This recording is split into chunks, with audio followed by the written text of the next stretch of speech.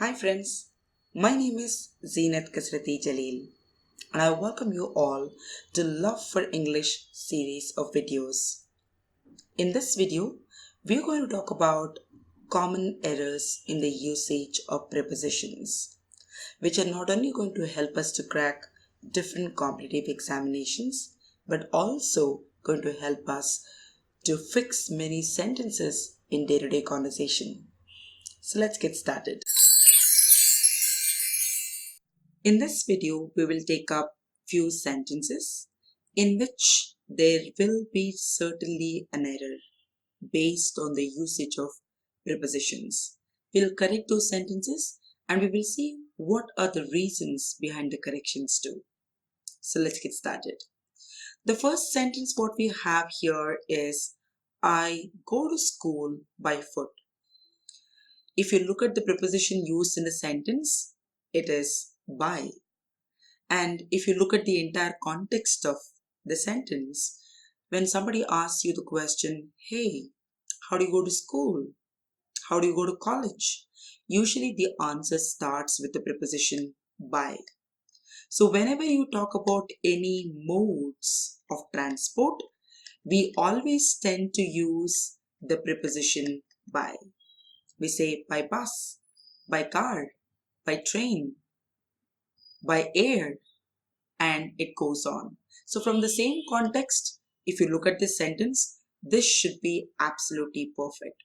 But unfortunately, you cannot say by foot because of the word foot.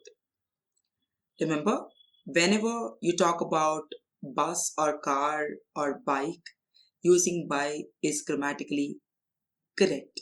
But whenever you're using the word foot, you should never use the preposition by. Rather, you should use the preposition on. So, you're on foot. I'm on foot. She's on foot. He's on foot. We are on foot. They are on foot. That's how the sentences should usually sound like. Let's look at the second sentence. It says, I've ordered for his dismissal. The preposition what is used in the sentence is for. So if you look at the sentence, it looks absolutely perfect because ordered for dismissal. So you mean to say basically you're kicking somebody out of the company, right? But unfortunately, let's apply our logic. Whenever you have to order something, let's say you have to order a cup of coffee or you have to order a pizza. Whenever you order something, you never and ever use any preposition after order.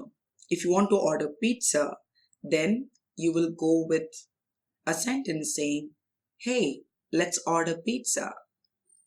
I'm ordering a pair of scissors.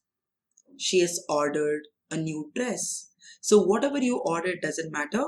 Order will go directly with the noun, with the name, with the item, what you actually want to order.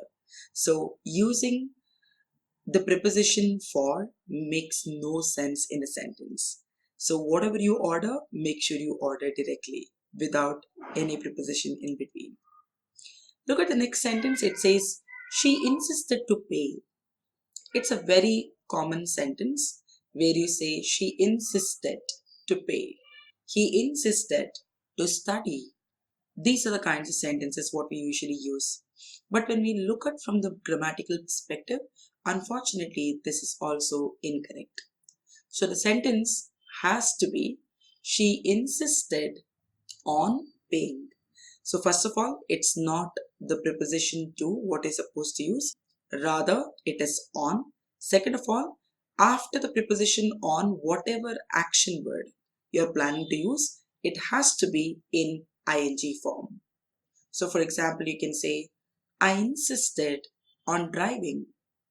She insisted on walking. They insisted on paying the bill. We insisted on cooking. See, that's how the pattern always works. Okay, so keep this in mind. In this pattern, it always goes with the preposition on, and the action word, which we call it as main verb, always will be in ing form. Let's look at the next sentence. It says, he met misfortune.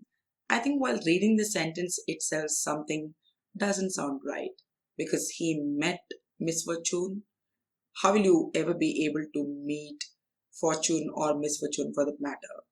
Doesn't make sense, right? So something is actually missing. My friend met with an accident last night. When you look at met with, something should definitely strike your brains. Met with is actually a phrasal verb. What do you mean by a phrasal verb? Usually it's a combination of an action word and a preposition. Look at this here. Met is a main verb and with is a preposition. So combination of both makes it a phrasal verb. So if you look at the question what we're dealing with over here, it only says met, which doesn't make any sense at all. But the moment you add the preposition with, which is actually missing in the sentence, then it makes a lot of sense. So the correction should be he met with misfortune. Let's go to the next sentence. It says, let's go for riding. Should be looking perfect to some of us who are should be looking perfect to some of you who are watching the video right now. But unfortunately, it's so sad to say there is a mistake in the sentence too. Okay? Remember, whenever you come up with the pattern of where you say, let's go and do something. First of all, in this particular pattern, you should never use the preposition for. Second of all, there are two ways of actually telling the same. Either you can say, hey, let's go riding, or you can say, let's go on a ride. Both the sentences are absolutely perfect. Either you can say, let's go riding. So after let's go, whatever action word you are using, it has to be in ing form, which is compulsory. Or if you want to keep it very, very simple, like the usual way, you can go with let's go on a ride, let's go on a drive, let's go on a walk, let's go on a holiday, let's go on a vacation, and it goes on. Okay, let's go to the next sentence. It says, this is the key of my room. The preposition what is used in the sentence is of. I think it should be looking perfect to most of us, because this is how we use this sentence in our day-to-day conversation. But unfortunately, you should know it has a huge grammatical blunder. Do you know what is that? It is not this is the key of my room. It should be this is the key to my room. It is not key of something. It has to be key to something. Key to my room. Key to my cupboard. Key to the house. And that's how it goes on. Okay. So the next sentence is, I cannot agree to you. I cannot agree to you. I'm sure this must be an easy sentence for most of us. We never say, I cannot agree to you. We either say, I cannot agree with you, or we say, I cannot agree on something. So there are two sets of words over here. One is agree with, another agree on. Both of them look absolutely similar to each other, but both of them are entirely different from each other. Agree with the preposition with is always used on a person, and agree on is always used on a topic. When I say topic, it could be a sentence, a statement, or something what you said, etc. So for example, I don't agree with you. So whenever you talk about a person, when you're referring to a person, blindfoldedly go with. By any chance, if you're talking about a topic, then blindfoldedly go with on. For example, I don't think I agree on the statement you made. Everybody doesn't have to necessarily agree on everything what you say. See? So here we are talking about something which has been spoken by someone, and that's how it works. Okay? Agree on and agree with. As the last word here says you, which is referring to a person, we should say I cannot agree with you, which is the correct answer. Let's go to the next sentence. It says, this is the first time I watched a movie since a long time. I think when you look at the sentence, the words first time and the long time should be sounding very contradicting to each other, because it sounds as if the person who framed the sentence wanted to say something else but ended up saying something else. So this is not only with regard to the wrong usage of the preposition in the sentence, it is equally the formation of the sentence which is incorrect over here. So we have to correct both. So first of all, you never start the sentence with the statement, this is the first time. Within the same framework of the sentence, you can actually make the correction. The sentence should be, I haven't watched a movie for a long time. I haven't watched a movie is conveying the same message here, saying it's been a long time since I watched the movie, right? So, keeping the meaning of the sentence completely preserved, we are making the correction over here. The major correction what we are making here is it is not since a long time, it has to be for a long time. Because remember, since is always used when we speak about a specific point of, and for is always used for a period of. When you say a long time, you're actually referring to the moment you stop watching a movie to the moment you actually started watching movie. So basically it's a period of time. That's the reason you cannot use since, rather you have to use. Let's go to the next sentence. I'm ill since 2 weeks. The preposition what we are using here is since. Are we using it appropriately? My answer is no, because look at the last two words what they've used here. 2 weeks. Ask this question. 2 weeks, is it a period of time or specific point of time? Definitely the answer has to be a period of time. From so and so day to so and so day becomes 2 weeks, which is a duration, a period of time. That's the reason it is not since 2 weeks, it has to be for 2 weeks. Look at the next question. It's a series of questions on the right usage of for and since. It was the worst storm since 10 years. What are we talking about? 10 years. Specific point of time or period of time? Definitely period of time. So as we're talking about period of time, we cannot use since, rather we have to replace it with for. 10 years. It was the worst storm for 10 years. So let's go to the next sentence. It says, our company's performance is inferior than theirs. Okay. Now, I'm sure if you look at the sentence, it must be conveying a message saying it is a comparative degree sentence, because looking at the word than plus looking at the word inferior, definitely you are comparing our company's performance with their company's performance in a sentence, right? Unfortunately, there is a mistake, because in this sentence you cannot use than. You should be using to. Why? Because there is a set of words, although originally they are comparative degree words, you never use than with them, rather, you're supposed to use to with them.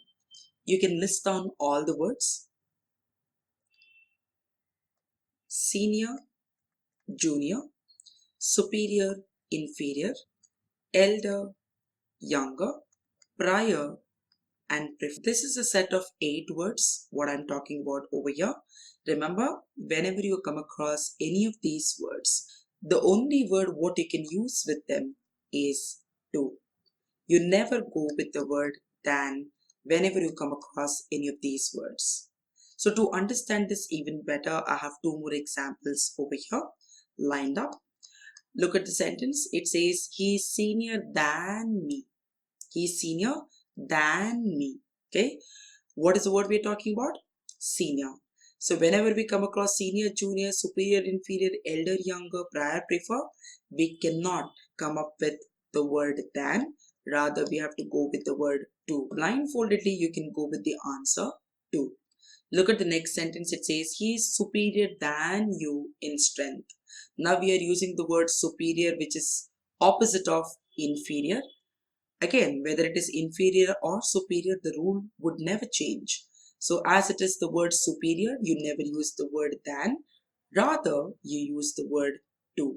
So the correction will be, he is superior to you in strength. Let's look at the next sentence. It says, this is the tallest building of the world. Should be looking perfect because this is one of the kinds of sentences what we keep using regularly. This is the tallest building of the world. This is the longest river of the world. So these kind of sentences are quite common in our day-to-day conversation, right? But unfortunately, there is a mistake in the sentence too. Do you know what is that? You never use the word of in this particular pattern of sentence. Rather, you use the preposition in, because you are talking about the tallest building which is in the world, which is not of the world. Use the preposition of when something belongs to something. Otherwise, you never use the preposition of. So keeping that factor in mind, you're not talking about the tallest building which belongs to the world, which is the possession of world. Rather, you're talking about the tallest building, which is the part of the world, which is in the world, which would make a lot of sense. Let's look at the next sentence. It says, I will do my homework during the weekend. The preposition what is used here is during. If I cannot use the word during, what is the correction? Two corrections are there in this scenario. So either you have to say, I'll do my homework on the weekend, or you have to say, I'll do my homework at the weekend, but definitely not during. Let's look at the next sentence. It says, I'm going to home. What's wrong in it? First of all, let's understand home actually refers to family. So home is not equivalent to house. If you say, let's make sure we go to Rishi's house, then it makes a lot of sense because you're actually talking about house. Okay, I'm going to market, I'm going to theater, I'm going to school, I'm going to office. All these are grammatically correct except to home, because home is a special word which never goes with the word to. So the answer has to be, I'm going home. Let's look at the next sentence. It says, we discussed about the problem. You must have watched this in one of the videos. The meaning of the word discuss is talk about. So if you look at the meaning of the word discuss, there is already one about which is into existence in discuss. So as discuss is equal to talk about and talk about is equal to discuss, if you replace the word discussed with talked about in the sentence will be, we talked about the problem. Sounds absolutely incorrect, right? Because you cannot use the same word back to back in the same sentence. That's exactly is the reason why we cannot use the word about with the word discussed. So whatever you discuss directly. We discuss the problem. Let's discuss the vacation. We are planning to discuss the wedding as soon as possible. They discussed the issue. So whatever you discuss that directly without the preposition about. Let's look at the next sentence. It says, I'm considering about joining the club. What's so wrong in this now? Simple. Look at the word considering. You never use the preposition about with considering at all. So the sentence has to be, I'm considering joining the club directly. Like how we discussed with the previous question, how you never use the word about with the word discuss. It's the same thing what is working out over here. We are considering surrogacy. They are considering cycling. She's considering singing. He's considering playing cricket. So whatever you consider doesn't matter. Consider anything directly. That's the moral of the story. So let's look at the next sentence now. It says, my sister likes to pray in the night. In the night should be correct, right? Because we say in the morning, we say in the afternoon, we say in the evening. Why not in the night? This question usually comes to everybody's mind. But let me tell you, my dear friends, very clearly, whenever you talk about night, noon, midnight, you never use the preposition in. Rather, you use the preposition at without the definite article the. So the sentence will be, my sister likes to pray, you like to eat at night. She likes to sing at night. He likes to dance at night. We like to party at night. So that's how the sentence will be. The same thing is applicable to the word noon. I'll meet you at noon. Let's not have the call at midnight. That's how it's actually going to sound like. So make sure that you never use the preposition in, rather replace it with at.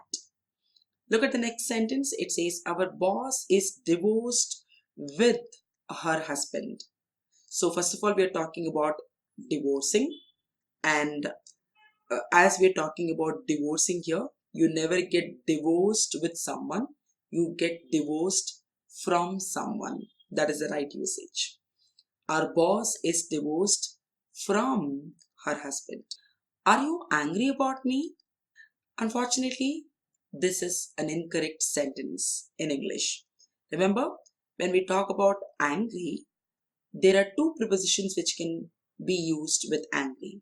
One, angry with, another, angry on. Okay, so when you say, are you angry with me? It sounds absolutely perfect because you are referring to the person. If you can recall, we discussed the same explanation when we discussed agree with, agree on. It's the same thing which is going to work over here in the sentence too. So when you say angry with, it should be referring to a person. When you say angry on, it should be referring to something what makes you angry. For example, if I say, I'm angry on the way you speak, I'm angry on the statement you made, I'm angry on your singing. As here in the sentence we are talking about to me, which is referring to a person, it has to be, are you angry with me? Correct answer. Next one, I graduated at Mysore University. Okay, so this sentence again is a very common sentence I've heard a lot of freshers using when they sit in front of the interviewers. Imagine you using this sentence, creating the first worst impression than creating the first best impression. Do you know why? It's not I graduated at Mysore University, it is I graduated from Mysore University. Okay, let's look at the next sentence. She looked like she was tired. So basically, you're trying to say that you looked at a person and that person looked very tired. That's the meaning of the sentence. But the way the word like it has been used in the sentence abruptly is grammatically incorrect. So, what should be the sentence? She looked as if she was tired.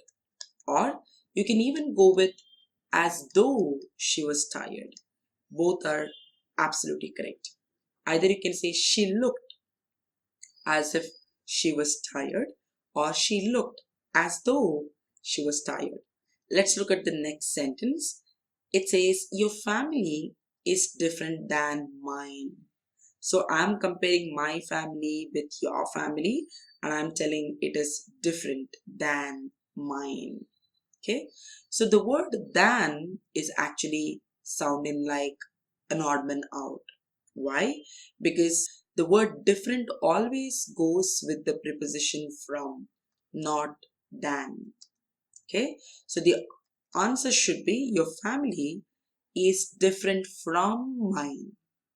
My sister is different from yours. Your laptop is different from his. So, whatever you're comparing doesn't matter. You're actually telling the person that it is different. Your laptop is different. My laptop is different. That's the message you want to convey by telling people that it's unique. It's not the same. So, for that, the only preposition what we can use is from, not than. Let's look at the last sentence in the row. It says, they arrived to the airport. Arrived. The word arrive should be striking your brains. Something very important. Because when you use the word arrived, you never use the word to. Rather, you use the word at. So, I arrived at the mall. You arrived at the theater. We never use the word to. We should always use the word at. So friends, that's all I've got for all of you in this video. If you think you learned something from the video, please do like, share and subscribe.